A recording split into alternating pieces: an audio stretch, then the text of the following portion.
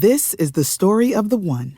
As head of maintenance at a concert hall, he knows the show must always go on. That's why he works behind the scenes, ensuring every light is working, the HVAC is humming, and his facility shines. With Grainger's supplies and solutions for every challenge he faces, plus 24/7 customer support, his venue never misses a beat.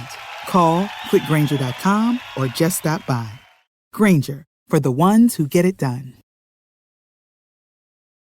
When you need mealtime inspiration, it's worth shopping Baker's, where you'll find over 30,000 mouth-watering choices that excite your inner foodie. And no matter what tasty choice you make, you'll enjoy our everyday low prices, plus extra ways to save, like digital coupons worth over $600 each week. You can also save up to $1 off per gallon at the pump with fuel points. More savings and more inspiring flavors make shopping Baker's worth it every time.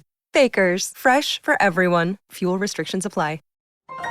This is a podcast from Minute Media. Hashtag no music, no intro.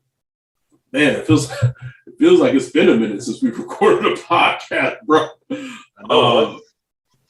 Another episode of Hashtag Safe Twitter Podcast coming at you.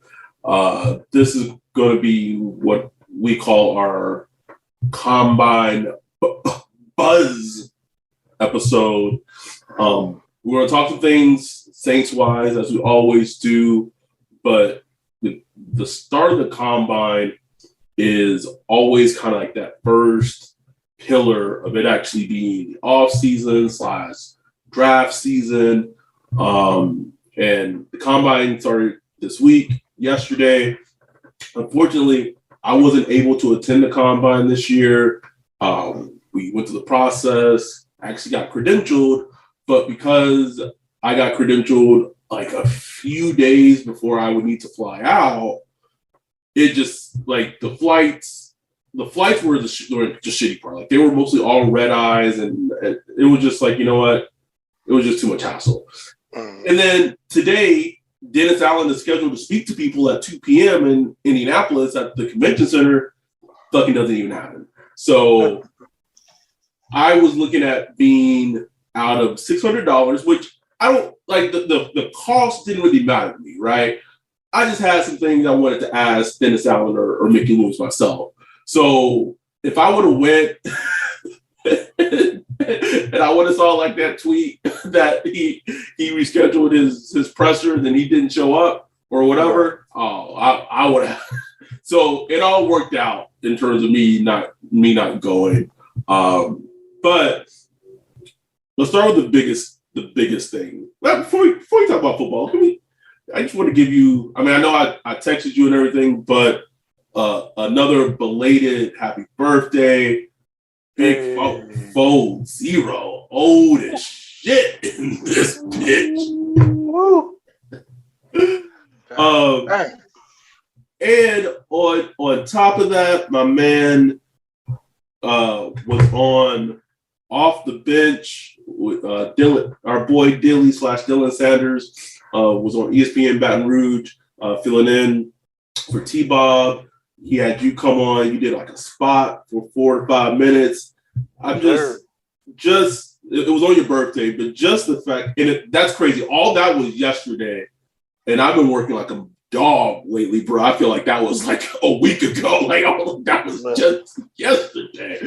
But like what we're building and everything is just good to see. So how was your birthday? I know you spent some time in New Orleans through Mardi Gras and all that. You know, any big plans? What's on Ryan's plate to celebrate the Big Fold Zero?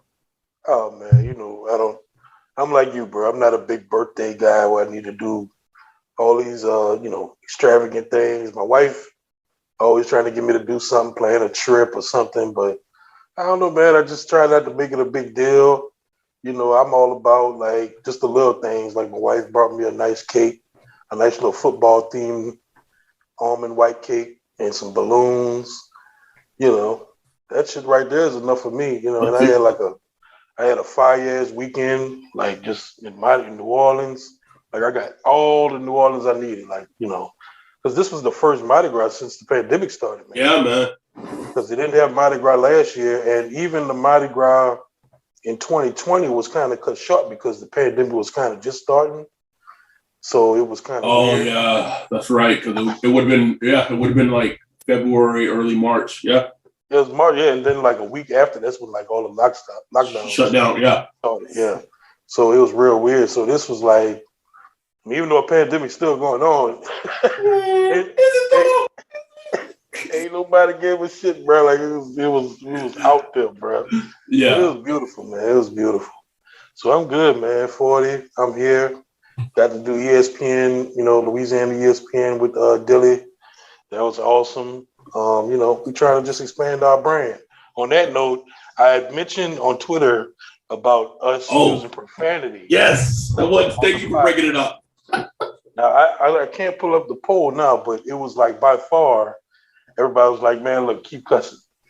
Because my pops a pastor. So he was like, I can't listen to that. I can't listen to your podcast because too much cussing on there. I don't like that. And, I get it. He a pastor. He going to feel that way. What's funny is when I was telling my girl about the poll and and what your dad said, I prefaced it by saying, now keep in mind, Ryan's dad is a man of the cloth. And she was like, oh, okay. It makes sense.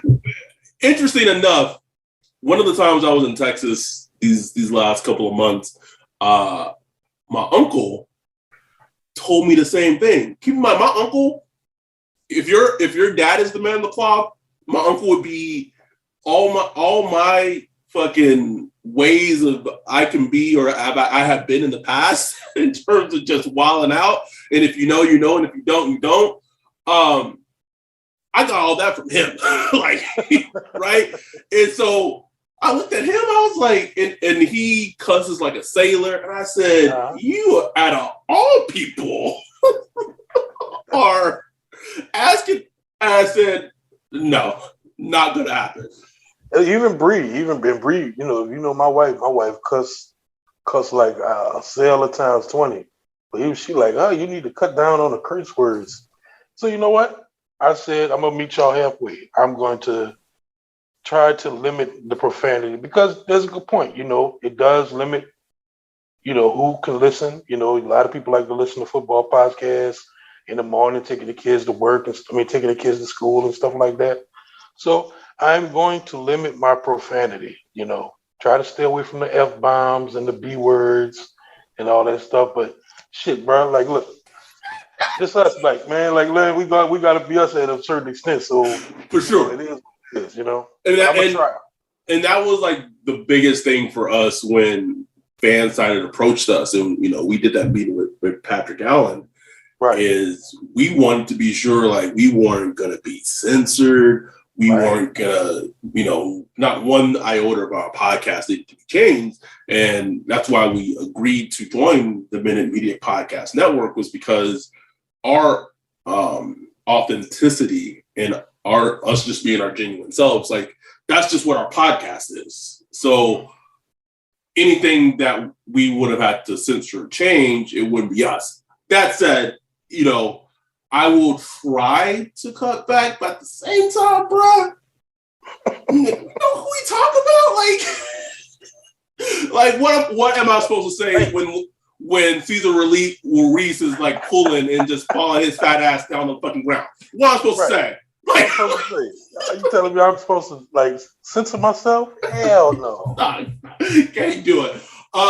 So let's talk about the biggest story Saints related coming out of Indianapolis this week. And the first person that really got on top of it, and I know NFL teams fucking can't stand Mike Florio, bro. I know they can't stand his ass.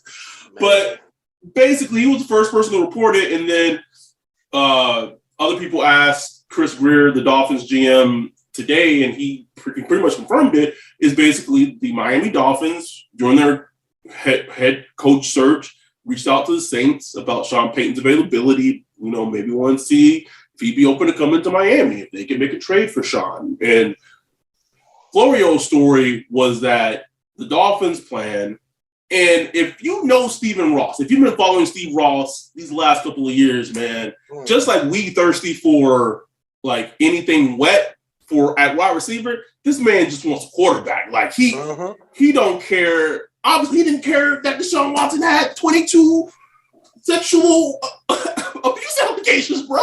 Don't care, bro.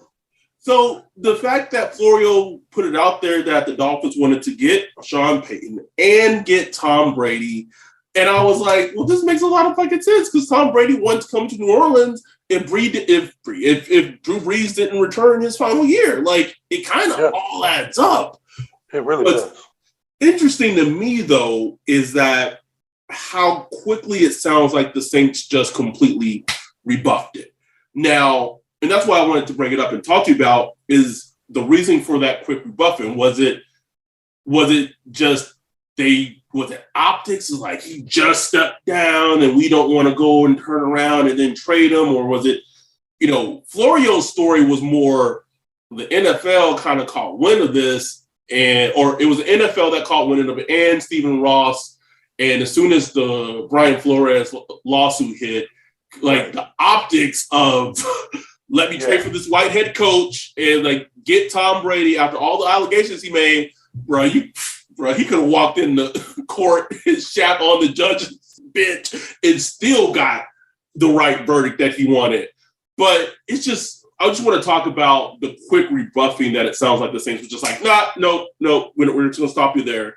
And why would they have been that quick to rebuff it? Because let's be real about it. That Sean Payton contract for I believe the next 3 years is the most valuable trade asset that they have on the entire team. It is.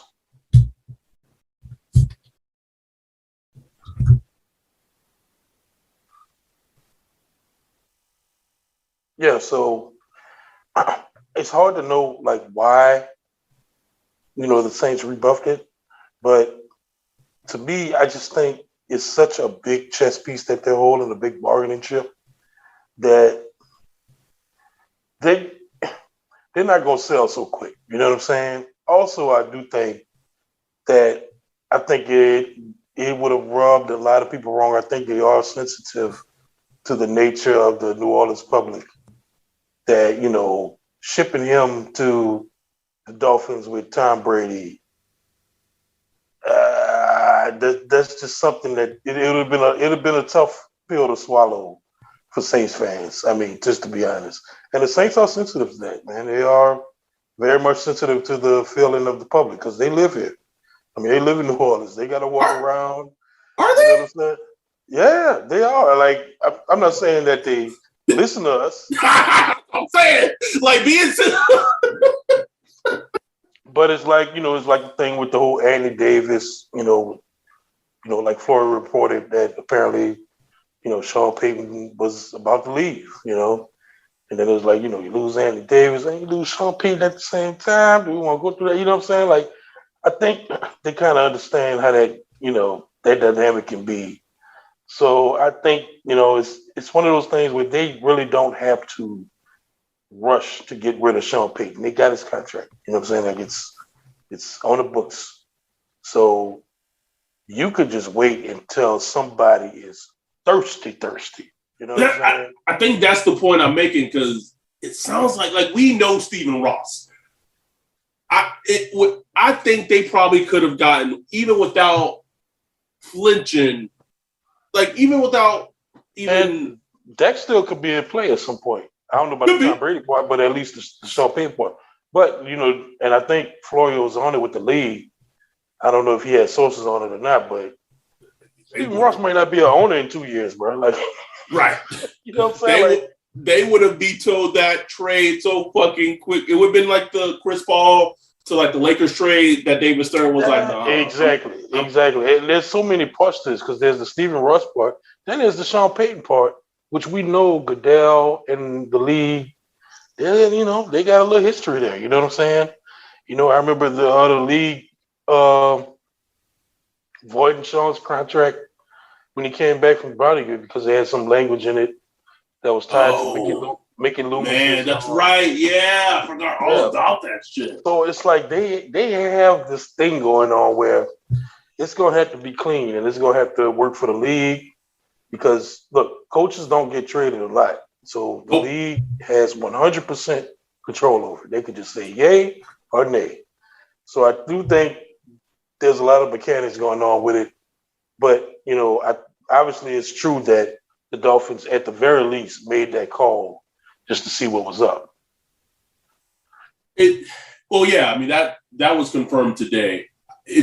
I think what I find interesting is that the Saints team as an organization, they pick and choose when they want to hold on to emotions. Mm-hmm. Like, and I think I've gotten a lot of context because me and my girl, we finished watching I think it's on Peacock, like the Joe Montana thing on Peacock, where it's like, goes through his career in San Francisco, then he got traded to Kansas City. And like the last episode, he was hurt before the season, and then Steve Young was starting, and like the coach, George, was it Seifert? Yeah. Just basically didn't want Joe Montana to be around because he felt like he was just creating so much of a power struggle.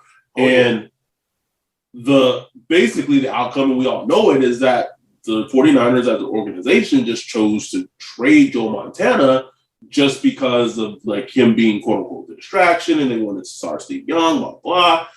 And it just reminded me of teams at the end of the day, they need to know when they need to do what's best for the team and take emotions out of it. And to me, the way I read it, and I could be completely wrong, but the way I read it was like, why? Like, I guess my point is like, why would you just completely rebuff them like from jump? Like, if I'm the Saints, if they're calling, nigga, I'm putting that on speakerphone, putting my feet on the desk, and I'm just listening. Just listen, just to see. Because again, we're talking about a thirsty owner. Stephen Ross could have said, I'll trade you. We don't know, right? But if you don't listen, Stephen Ross, in theory, could have said, I'll give you fucking 4 first-round picks for Sean Payton to trade for the rights for him. As a team, like, you know what I'm saying? So, again, I think, and I don't think, but they've just shown at times, like, yes, we're going to do this because it's in the team's best interest. But other times they do things and their actions are still like this. There's this emotional attachment to it. It's like, y'all got to either be, this is business and business is business, like all the time. You know what I'm saying? Like this picking and choosing, that's the only thing the biggest thing I took from it. I think you're 100% right. Like they may be a thirstier team. Jerry Jones, what, bro? Hearing Mike McCarthy talk about the Sean Payton thing lingering in the combine. Oh man, this man is getting cocoed in that bitch, bro. Yeah, that got to be the worst position ever, bro. It reminds me of when the year that the Chiefs drafted Patrick Mahomes. They had like Alex Smith come in there. Watching tape of him at Texas Tech. Shit. Anyway, so you're right. There may be a team later down the line that are even more desperate. Like it wouldn't shock me at all. And maybe that then a year has passed, 2 years has passed. But I'm also looking from the Saints perspective is that you got a 3-year window. Right? Yeah. Like, once that 3 years is up, Sean Payton can sign with any team he fucking wants, and then you don't get anything. Right. So you have to be wise and smart about that. Now, obviously, whoever, if he gets traded to a team, it's going to have to be a team that he wants to go coach. So that creates, like, a lot of problems in itself. Like, if he doesn't want to go to the team, then there's really nothing to talk about, and that for sure may have played into. And I 100% believe that they're working with Sean Payton on this. Yeah. Oh, for sure. Oh, 100%. Like, so it wouldn't surprise me if they called Sean Payton and was like, hey, would you want to go to play for the Dolphins? like coach for the Dolphins? Nah. You know what I'm saying? Like, I don't know. I don't know if that's the case or not. You know what I'm saying? Wouldn't that have been weird? Not weird, but just like a social storyline that Tom Brady returning back to AFC East, coached by Sean Payton. Bruh. Like, it'd been juicy, but I wouldn't be able to stand it. Like, that would be the worst. Like, oh my God. Like, what the are you kidding me? Like, Drew can we're talking about emotions, right? I just brought it up. Like, I know Tom Brady didn't have the best season that season, his last season in New England, but and this is come and I get it, right? Drew said he wants to come back. He's coming back. But like, to me, saying no to Tom Brady, that was an emotional decision. Oh yeah. Right? Because he could have been like, all right, Tom, you want to come here? Come on in. And Drew wants to come back. You just kind of hold your hands up like Drunski and be like, oh, I don't know. Tough business. Because that would have completely destroyed the relationship with Drew Brees and the Saints. But completely would have destroyed it. But when the Niners did it in the day, Steve Young won a Super Bowl in '95. This is all hindsight, right? I'm just saying, in theory, if Tom Brady, who wanted to come to the Saints when he was a free agent, then they would have said, all right, let's do it. And Drew won, and then Drew made his mind, is like, oh, I want to come back, and maybe he had to be like, ooh, sorry, we already got Tom. If Tom Brady would have won a Super Bowl as a Saint that season, just saying, I don't know. And it's easy for me to say because I'm a fan. Right. And I don't have to think, but I think it's also easier for me to say is that we're fans who are emotionally detached. Right. Right? Like, if this is Adam 10 years ago, the thought of like, bruh, if I would have heard that Tom Brady and like the Saints coach are Dorn Drew, I would have been irate, bro. I'm like, irate, what? Man. They did what to Drew? Like, hands on the hips, like just no. Now, man, can we just enjoy that Super Bowl experience again, bro? And just that euphoria feeling. I don't care what it takes.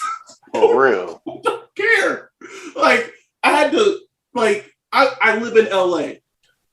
It is disgusting that a team won the Super Bowl in this fucking city and you would have never fucking known. And that is real. When the Dodgers won, you knew about it. When the Lakers won, you knew about it. Oh yeah. The Rams won, nigga, it's business as usual out here, bro. Just keep like this is a Raiders town. This is a Raiders city. So I just want to just get that feeling again. So again, it's easier for me to say, and I know a lot of our listeners who listen some are getting very well being emotionally disconnected and detaching. And props to you guys and y'all, keep it up. But there are still some that are still heavily attached. Bro, just give us a championship. I'm trade Sean to where the fuck else, get some picks.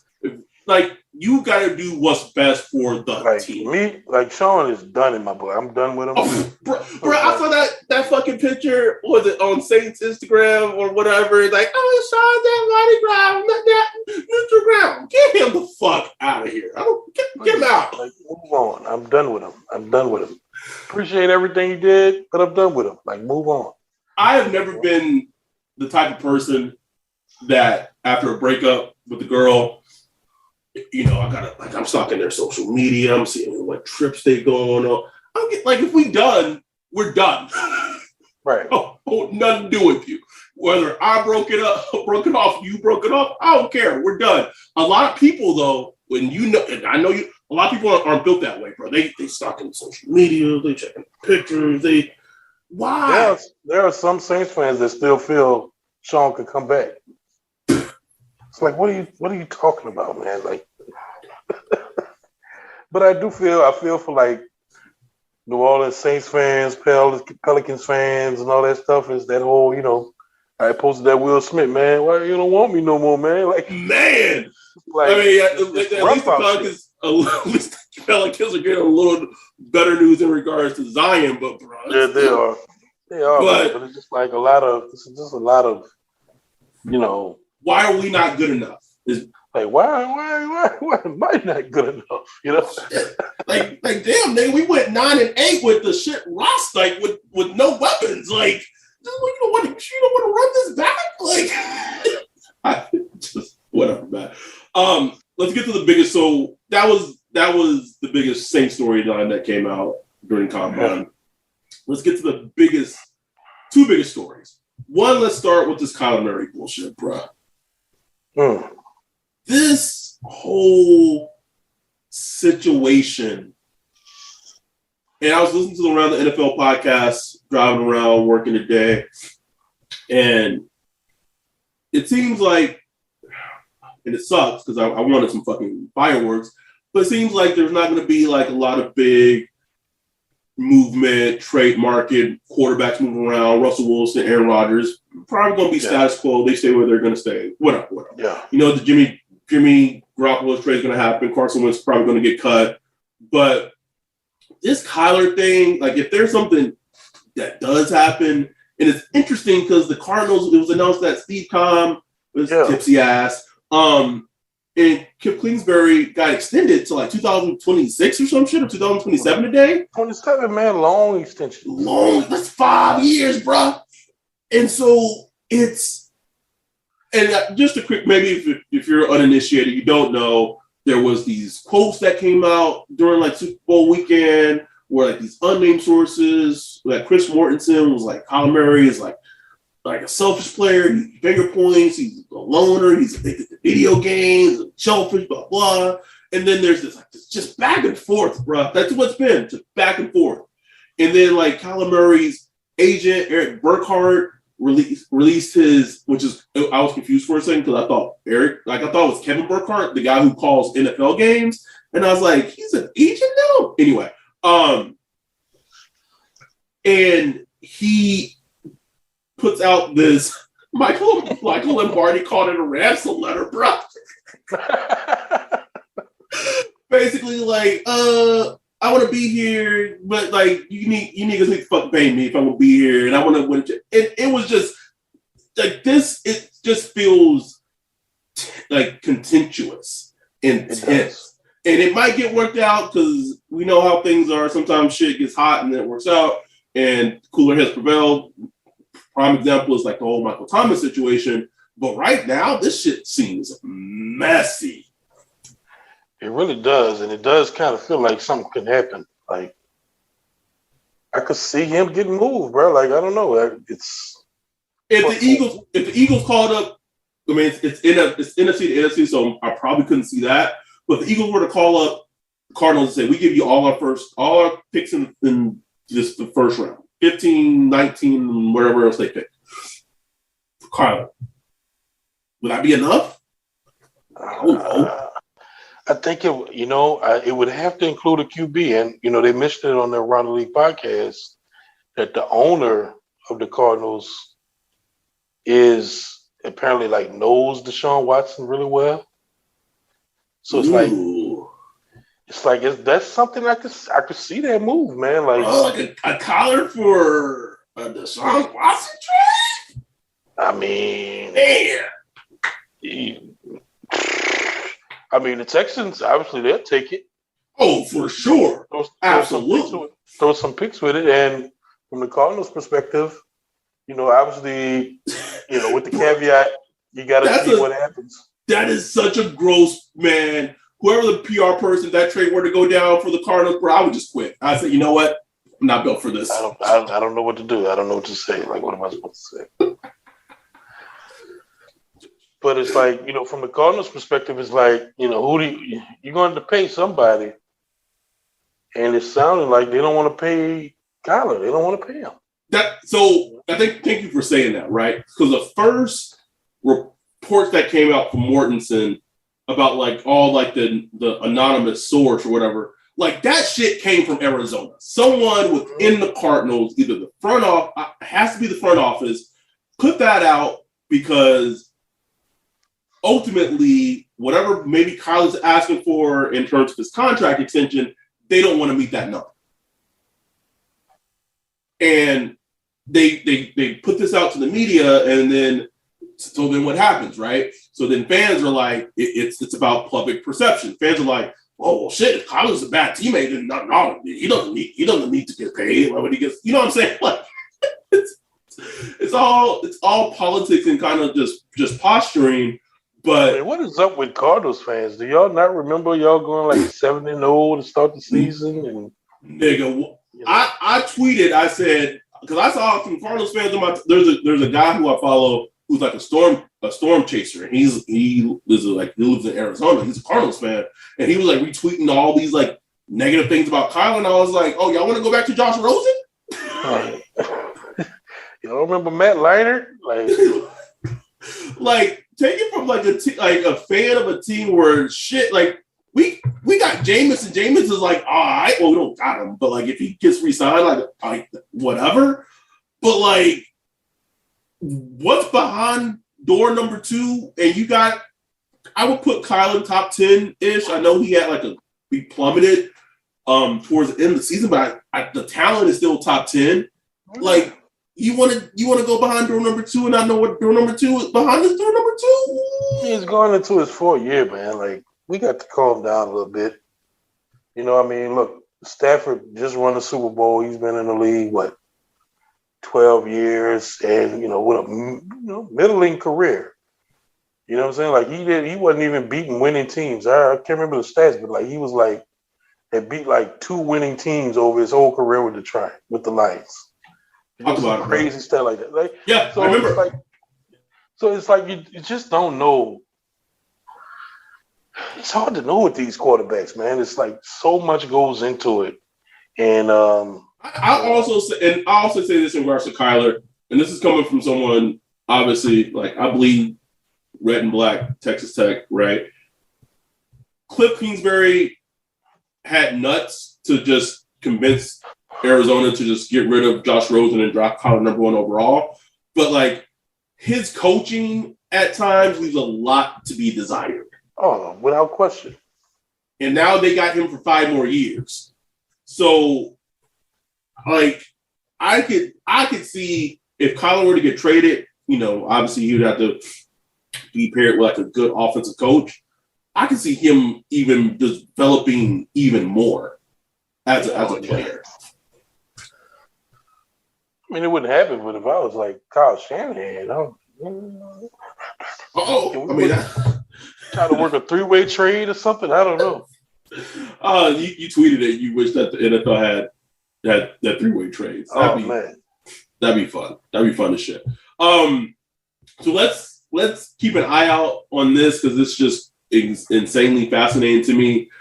The second biggest thing I want to talk about, and I tweeted this during the season because sometimes I don't know, man. Like the NFL and players' contracts and shit, it just kind of like flashes, right? And I saw CeeDee Lamb was blossoming. This is before Michael Gallup got hurt.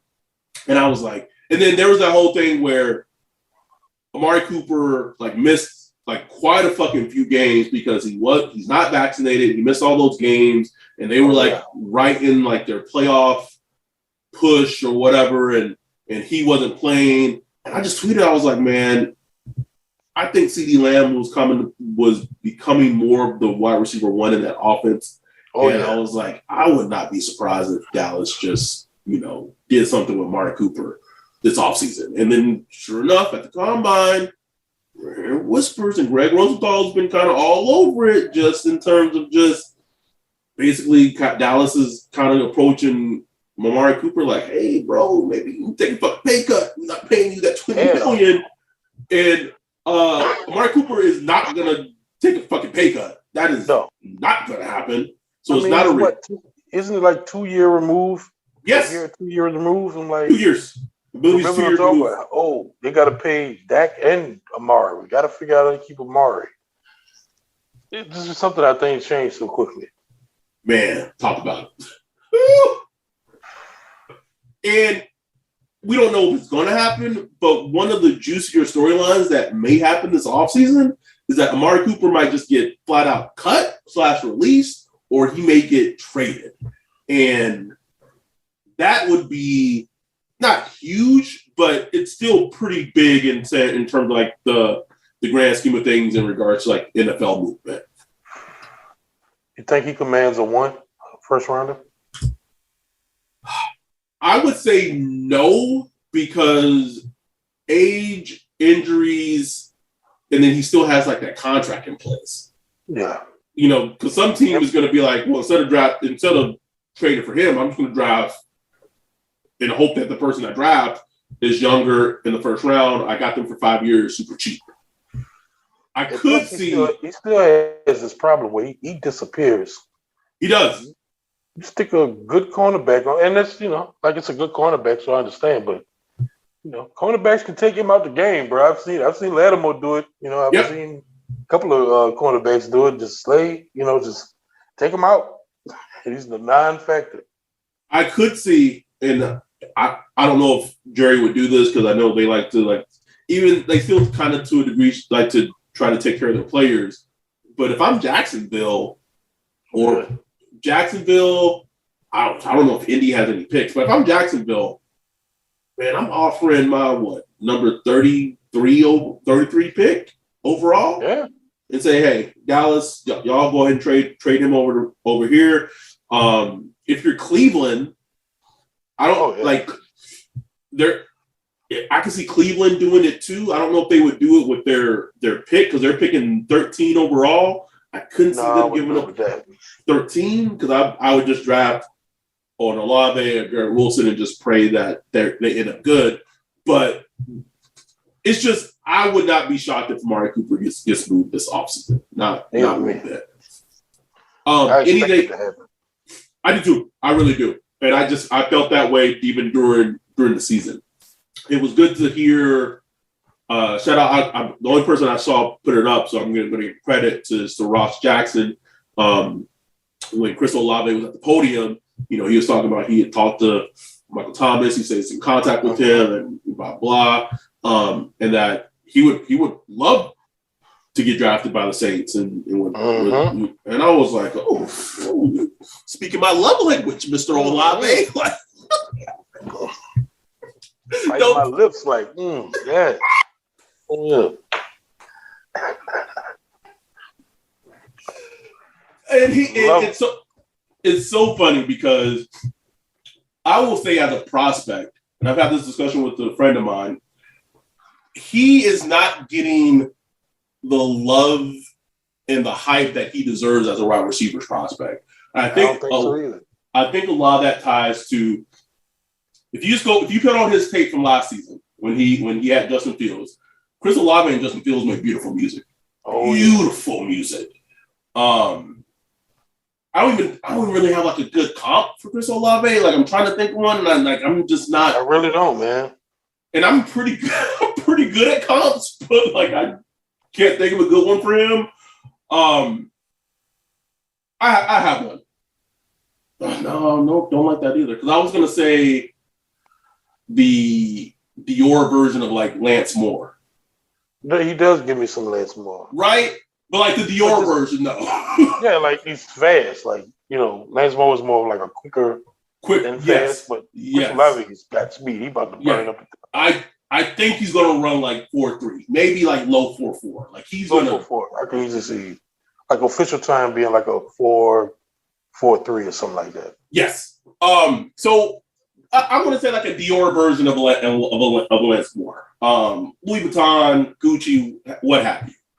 But he was great with Justin Fields. When Ohio State went to CJ Stroud, and I watched Chris Olave tape from this season. They were not on, like, CJ Stroud didn't look for Chris Olave.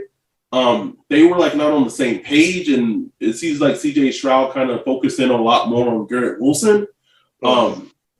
And I just really think that people still are underrating how good Chris Olave is as a wide receiver prospect. And I was like surprised he went back to school last draft season. I thought he was going to declare. I remember. But that said, I've been pushing it the two wide receivers I love the most is Jameson Williams, because I think he's a legit stud.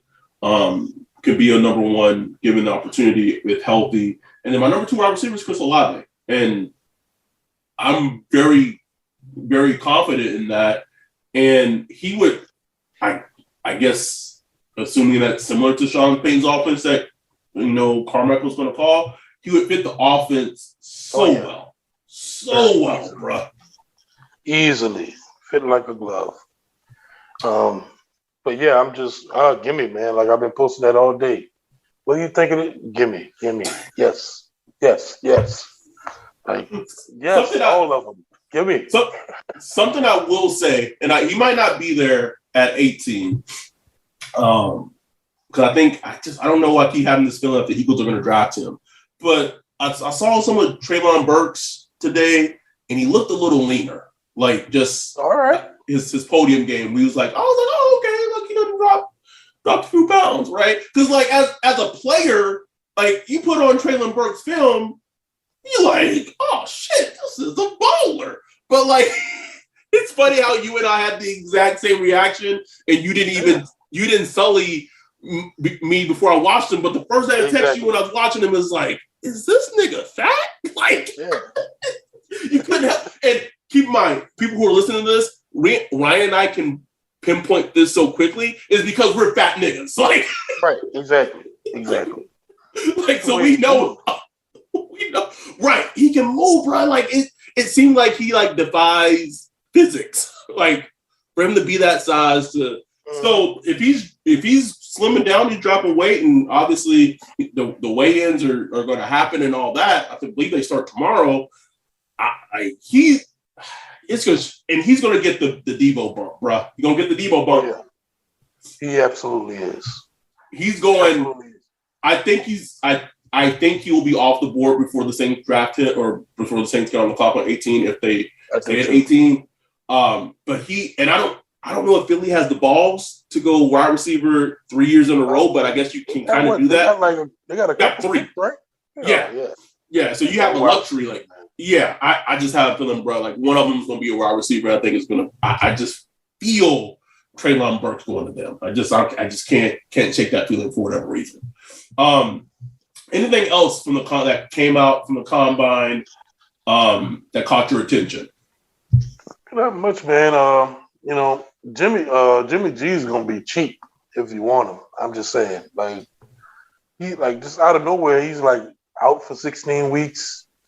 Rehabbing his shoulder, and it's like, ew, like just like I know they did not want that to come out. Like I know they were pissed when they heard that because apparently they didn't know. Like, they didn't?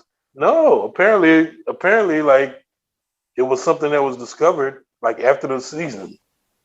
Oh man, that just craters his market even more, bro. Yeah, that's what I'm saying. It's like, ugh, no way. Like he's fourth rounder. You know what I'm saying? Like, I can see the Colts talking themselves into giving up like a fourth or fifth for Jimmy G, bro. I can see. Right, absolutely. Like you start talking third, fourth, fifth for Jimmy G, then it's like, okay, we could talk about something. First, second, it's like, Greg Rosenthal said the best, man. Jimmy G went for a second when he was traded from New England to San Francisco at his peak. When you thought, like, okay, maybe this guy, he went undefeated, like he played like 3 or 4 games when, during the whole deflate gate thing, and, he's looking good, and, maybe this potential franchise quarterback here. I remember people were saying, like, man, they only got a 2. They only got a 2 for Jimmy.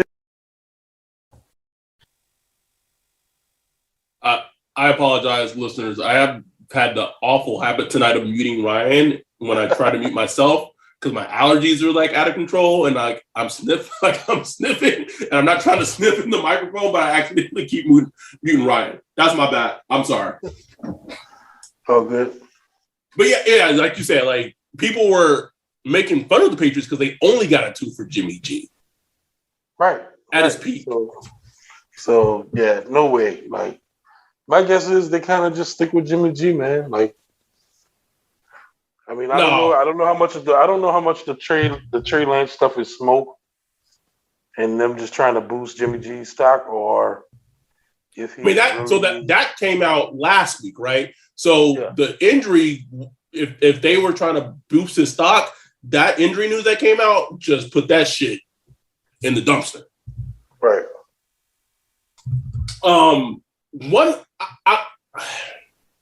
I find this interesting, man, is the Colts gonna get rid of Carson Wentz, bro. He out of there. Go. Man.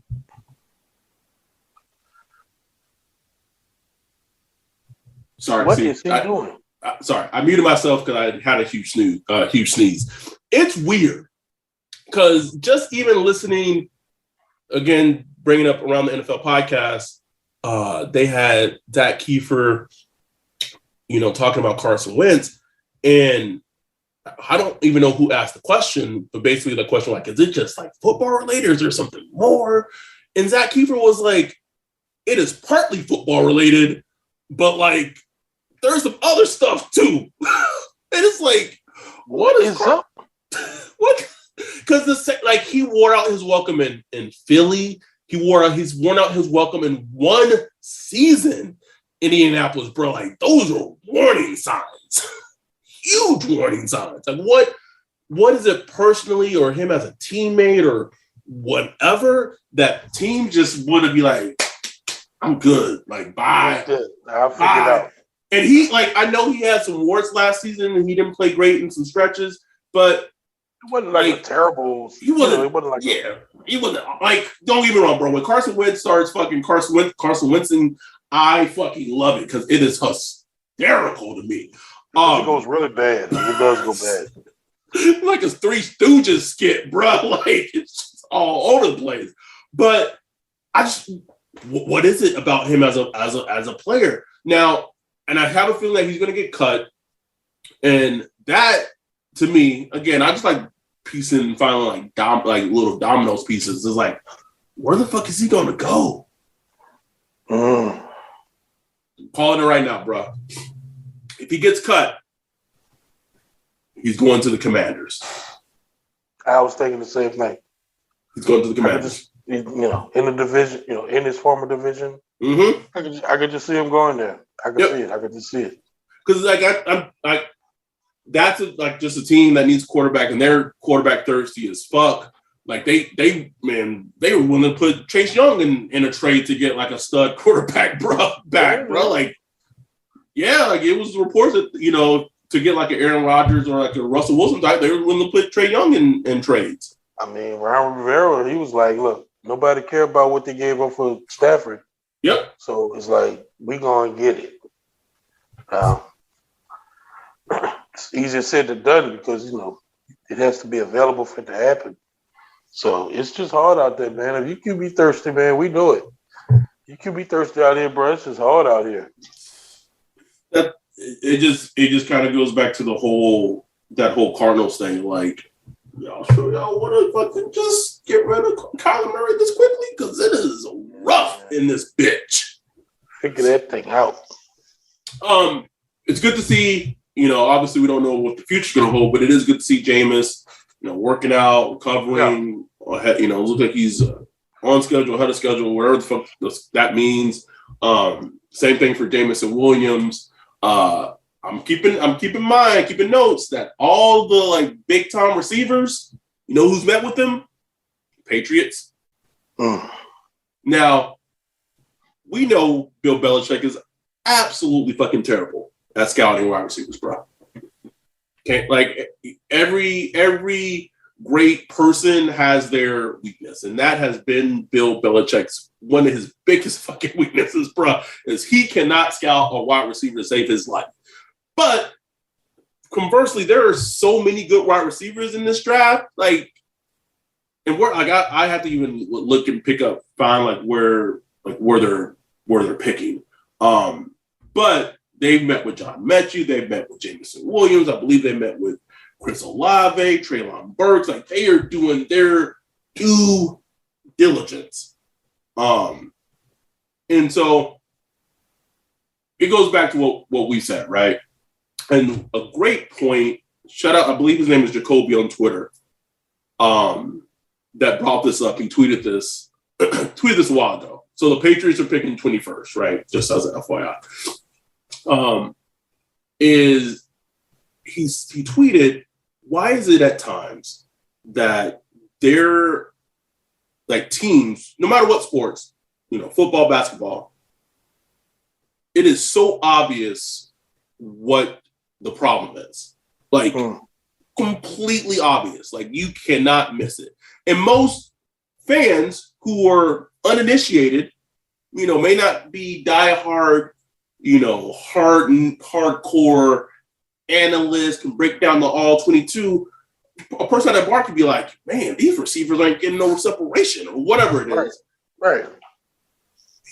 As laymen or lay people, it can be seen, but to teams, it's just like this huge fucking blind spot. And it was such an interesting question. I was like, man, that's such a great point. Well, because with teams, you gotta understand they work there. So the fact that they work there, I mean, you have ego involved. You have, what we talk about all the time, sunken cost fallacy. There it is. You just have so many little dynamics at play. You got to scout on personnel executive like, man, I met with this guy, twice, over the years. This guy, I believe in him. He just needs to have that one healthy year. He's going to show you. Just little things like that, and they hold on to people too long. They, sometimes they believe in, sometimes they don't believe in somebody that they should, Sometimes they don't give a guy a chance that they should. It's just there's so much that goes on to it. We tend to look at these NFL teams and the coaching staffs and the scouts and the personnel departments like don't get me wrong, they are smart. They're very intelligent and they have experience in the field. They're experts in their field. But man, they're human, man. Like they are working a job just like you go work your job at wherever, at Target, at the office, at wherever. And just like you work at your job, man, like nobody hitting A pluses every day. You know what I'm saying? Like, right. Some days you're not hitting A pluses, and sometimes the internal dynamics of being a human block you from, doing a good job. Especially in football, because the whole thing about football is judging other humans. Yep. It's not as simple as pulling up analytics or stats. Analytics only tell like a part of the story. Watching film only tells a part of the story, and so many other things, man. So it's just hard, bro. It's like so hard. And us as fans, we just watching the game. We just put the game on and like, yep, these niggas ain't getting open at all. You know what I'm saying? It's just as simple as that. They're not getting open. Get players that can't get open. That's how we look at it. For them, it's like, well, Traquan Smith, he would get open, but, we just got to get him to learn this technique a little better. And, if he stayed healthy, he'll be doing this. So they have all their internal things going on, and we just not a part of it, No, it's a great point. Well said. Trying to wrap things up, one thing I did forget to mention, because a lot has transpired these last 2 days, two things. The new Giants GM, Joe Shad, whatever, I don't care. Joe Shine. There you go. Basically said that, if teams were calling, about trade possibility for Saquon Barkley, that they would have to do their due diligence and will listen to phone calls. And it seems like they are open to the possibility of trading Saquon Barkley. So when this came out, I quote tweeted and said, if I'm the Saints, I think as a team, you should call the Giants, call them up, and see if they would take a fourth for Saquon. Oh yeah, I do it because one, I would see it as a rental. It's a 1-year rental because you're not paying him, right? We can be honest that you're not going to pay him.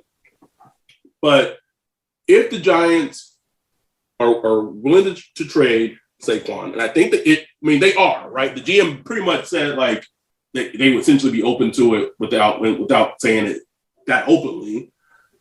You got AK who's going to miss 6 to 8 games, maybe at least. And I know Saquon isn't the perfect back. I wouldn't want him here long term. But his best play last season, of course, it came against the Saints, and he pulled away from Marshawn Lattimore real quick, bro. Well, he can pull away now. That's for sure. So I'm not saying it would be great, but in theory, if you could get Saquon for a fourth, he got like a $7 million cap hit or whatever. Obviously, that would get worked out where he wouldn't have a $7 million cap hit. Kai would do his magic, shit gets fixed. And if you're in contention and a competitive team and you can get through the AK suspension at, trying to get into the playoffs or maybe having a good record or whatever, and then you compare AK and Saquon, and then Saquon wouldn't have to be like the dude. So you hope it would lessen his injury concerns. So I'm just saying, bro. Like, I mean, it's not even that crazy. I mean, you're not going to find a running back as talented as Saquon Barkley with a 3rd round pick or a 4th round pick. You're just not. Like the dude, dude is an athletic stud. Now he's also been injured like crazy. Very similar to Reggie Bush. Reminds me a lot of Reggie Bush. Different type of players, but just reminds me a lot. Just the injuries, never could really get that consistency going. You know what I'm saying? But just when they on. Like when you see it, when he get the ball and he break away, it's like, ooh, like bam. It's like, damn. If he could just figure it all out. So yeah, I'm definitely 4th round pick easily, bro. Easy. Wouldn't think about it. Now, the flip side is that the Giants may be like, no, thank you. A 4th rounder, get the fuck out of my face. We'll just keep him. So then the question would be, would you be willing to trade a 3rd for Saquon? Because remember, you're not paying him. It's going to likely be a rental. Yeah. For me, if it's a 3rd, I'm drafting James Cook in the 3rd. There you go. You go younger. You have that 4-year contract. But if you can get Saquon for a 4th, I'd be all in. You go for it. If he could be the guy while AK sideline, and then you compare him. Man, I'll say this. Just for the sake of fun, an AK Saquon backfield, if after AK's done with his suspension, man, listen, that would be lit. Woo! Like in the Superdome, we're just seeing like get a run where he like, because then you kind of kill 2 birds with 1 stone, right? You put Saquon in the backfield at the running back position. You can put AK and a lot of like in the slot wide receiver, and maybe you draft. Just like you get Jameis back. You take a wide receiver at 18, and you get Michael Thomas something where you do something with that. And as a defense, you like, well, shit, we got to account for, are they going to run the ball? Then we got to account for AK in the slot. And then, we got to make sure we have a cornerback on Mike Thomas. Just saying, bro. Like, there's ways, and we did an hour and a half episode. There's so many ways that this offense can be reshaped in different ways. And again, it's easy for me to say, right? Because I'm just saying, do this, and that's a phone call. The Giants be like, "Fuck you, bye, click." But it's exciting to think about. And look, the good news is the Saints doing work, man. They've been doing their cap, crazy economics all this week. I think Michael Thomas has like a $1 million base salary now. Like they done tacked on ghost years to his shit. So he ain't going nowhere. Mike Thomas ain't going nowhere. Like he's on the team for at least the next 2 years, bro. Like the way his contract is now, he is locked up. So they're getting under the cap. So they're getting ready to make some moves, man. Whatever it's gonna be, we're gonna see. I mean, keep in mind, bro. Free agency's like in 2 weeks, bro. Man, 2 weeks. One last thing I wanted to hit on, and then we can get out of here. Then talk about a little bit about like the draft party in Vegas or what have you. This bullshit about Mitchell fucking Trubisky and all the chatter and fucking combine. It's like all these GMs and executives is like, maybe instead of drafting a quarterback or Mr. Trubisky, they act like this nigga done got saved, like was just a born again quarterback 1 year in fucking Buffalo, bro. Man, that gotta be agent driven, bro. But like, I'm sure it is. But like, I saw Matt Miller, who I wish I could reblock, tweet about it, and then Cynthia Freeland had like quoted his tweet. Like it, everywhere you turn, everyone's talking about, and maybe Mitch just has a good fucking agent, bro. Maybe Mitch's agent just working, bro, just rising. But the fact that there's this buzz that a team, and I'm sure it wouldn't be shocked if it happened at all. A team is going to sign Mr. Trubisky, probably like a very incentive laden contract, and to kind of give him like another like rebirth chance to be a starter for one season for them, and he is going to be quote unquote good, and that just shows you how down this quarterback class is. It is infuriating as someone who's actually watched some of these quarterbacks to like, you're really telling me that Malik Willis is not better than fucking Mr. Trubisky? Like Kenny Pickett's not better than Mr. Trubisky? Are you fucking kidding me? Like it insults my intelligence, honestly. It really does. I don't get it. Like we know what Mr. Trubisky is. You know, I think he still has a life in this league. He could be a tight end, halfback. You know, you need to look at Taysom Hill, man. Like you could do that. You know, they really tried to get that dude to succeed in Chicago. Like I don't know what else you want to do. I don't know what else you can do to, you know, make him look great. People are like, oh, he looked good in the preseason game for the Bills. I'm like, man, what? You know who else looked good in the preseason game? Fucking Zach Bond. Fucking Marquez Callaway. Like, fuck out my face. Like, please. I don't care about preseason, man. Like, that dude is not a good quarterback, man. He's not a good quarterback. Like, in this. I'd rather Mariota. You know, like, Easily, man. Like, stop it. Just stop it.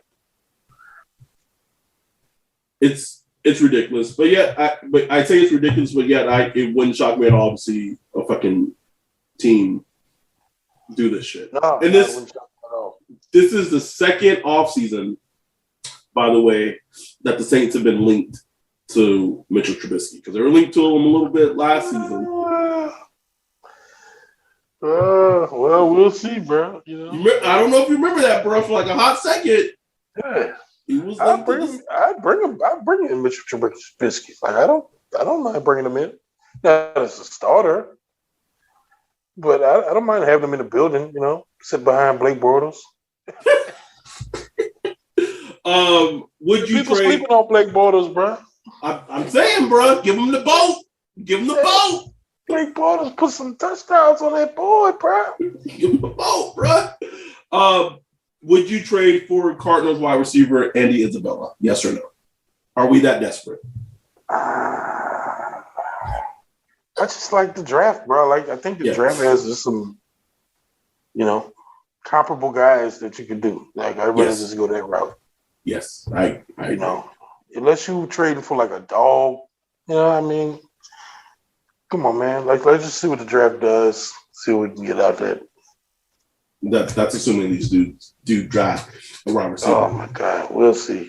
Speaking of the draft, we talked about it. So Vegas is happening. Ryan, Bree, myself, my girl will be in Vegas. What Wednesday? I don't know. Gotta look and see if we're flying in Wednesday night or if we're flying in Thursday morning. I don't know. But we're hitting up Vegas. The four of us will be having a bougie fucking dinner on Friday night, enjoying Vegas, drinks, food, steak, what have you, in regards to the draft meetup. So if you're planning to, if you live in the area, if you want to join us in Vegas, or if you got baller status and I'm going to tell people this right now, listen to this podcast. If you're looking to do the draft meetup in Vegas, please look to get your flight and your room, especially your fucking room, ASAP. Bruh. Preferably an Airbnb. I'm saying this because that weekend is the NFL draft and it's some big UFC fight that same weekend. So the prices are out of control. Out of control. Out of control. So if you're looking to join us, and again, no one has to. I know we've seen some tweets that people are going to join us. So if you're looking to do this, please get on that shit now because it's only going to get more pricey as it gets closer. If there is enough people in terms of where we're going to do the draft, meet and greet, party, whatever you want to call it, that is still not known. Ryan sent me something that Drew's trying to put a walk-on in Vegas, and I don't know. Get it. Walk-ons. Ryan and I don't know yet if we're going to be credentialed so we could be actually at the inside the draft.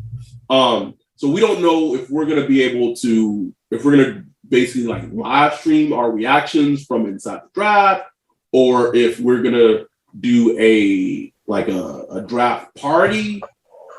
We don't know yet, right? We got some kinks to work out. But I'm going to say this. I'm going to say it multiple times before the event. If we do have a draft party, okay, if we have a draft party at some type of venue or place, Ryan and I, to some degree, will have to be doing some type of recording, whether it's a show, video, whatever you want to, whatever for the draft. If you're going to attend, if you are on your phone and getting spoiled by like tweets of who the picks are, you absolutely cannot fucking tell us who the picks are before it happens. Or else we will kindly ask you to get your fucking ass and leave the draft party. The point of us doing a draft show is for our reactions to be natural and in the moment when they happen, not for us to be spoiled because then it ruins the reaction.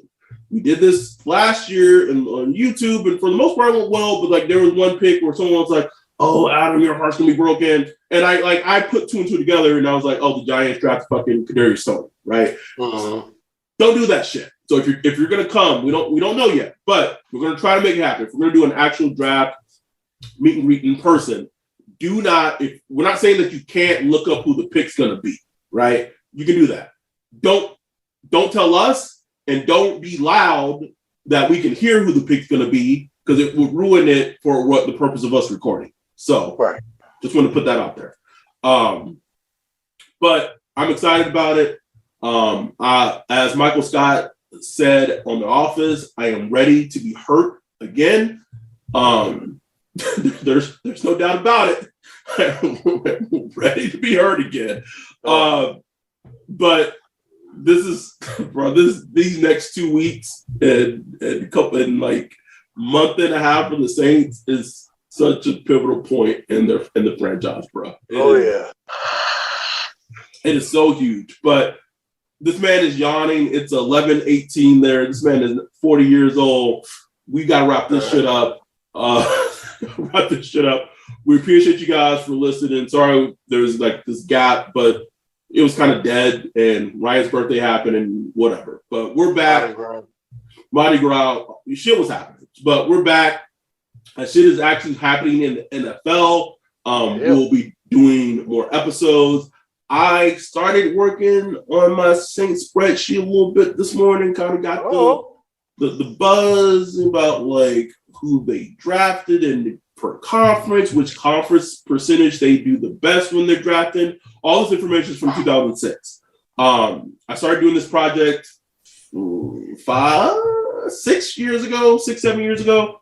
and I've just been adding on it since to each draft class as they come and gone. So maybe for our next episode, after we can talk about combine results and all that shit, but also kind of just talk about, again, it's a little weird because this is no longer Sean Payton's team, but it still kind of is Sean Payton's team. So we can talk about the positions the Saints tend to draft the highest, their hit rate, things like that, and just little draft nuggets that the team has had since 2006. So that'll probably be the plan for our next episode. With that, we're going to get out of here. Thank everyone for listening, being fans, being contributors.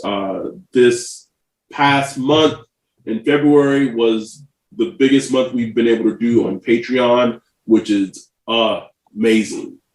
Absolutely fucking amazing. Like, keep in mind, like, all these things that we're doing, draft parties, things like that, as you guys know, like, this is not our job. This is not our primary means of income. So no, like, there isn't like a company who's paying us to go have a fucking draft party.